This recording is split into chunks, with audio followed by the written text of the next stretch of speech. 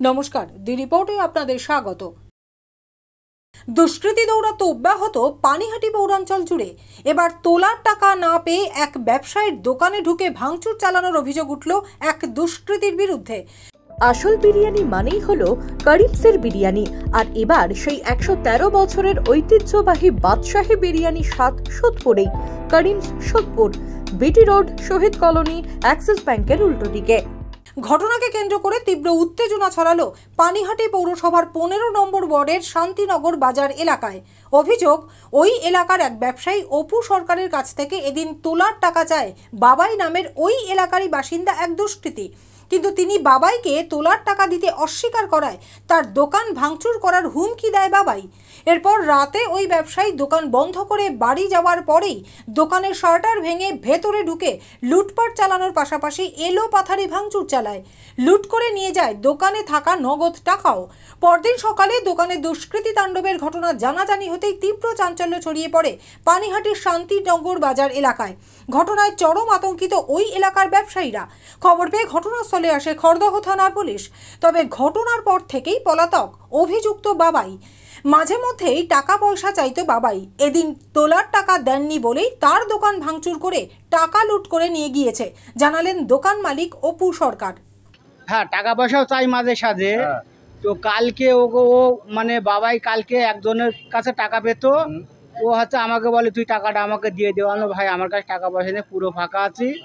তা এখন কাজ বাজ খারাপ, কি করবে এখন? তখন বাবাই কথায় কথায় বলছে, না তুমি আমাকে বিড়ি দাও, এ দাও, অনেক নানান কথা বলার পরে হ্যাঁ টাকা পয়সা চাইলো। আমি দিনে না দিলে ও কালকে ডাইরেক্ট স্টেটমেন্ট দিচ্ছে যে ঠিক আছে তুই বাড়ি যা, আমি তোর দোকানটা রাত্রিবেলা ব্যবস্থা করছি। তারপর কি হলো? তারপরে আমি চলে গেছি 9টা সাড়ে 9টার দিকে। সকাল 7:30 এসে দেখছে আমার দোকান পুরো ভেঙে চুরে এখানে ফেলে রেখে দিয়েছে। ও একটা খুবই দুষ্কৃত লোক, ততটা ভালো লোক না, কেউ ওকে ভালো বলে না। টাকা দেননি বলে হ্যাঁ, ও আর আমার দোকানে টাকা পয়সা ছিল, সবকিছু ভেঙে বার করে নিয়ে চলে গেছে। ঘটনার বিরুদ্ধে খড়দহ থানায় অভিযোগ দায়ের করেন ক্ষতিগ্রস্ত ব্যবসায়ী অপু সরকার। অভিযোগের ভিত্তিতে পলাতক দুষ্কৃতীর খোঁজ চালানোর পাশাপাশি ঘটনার তদন্ত শুরু করেছে খড়দহ থানার পুলিশ।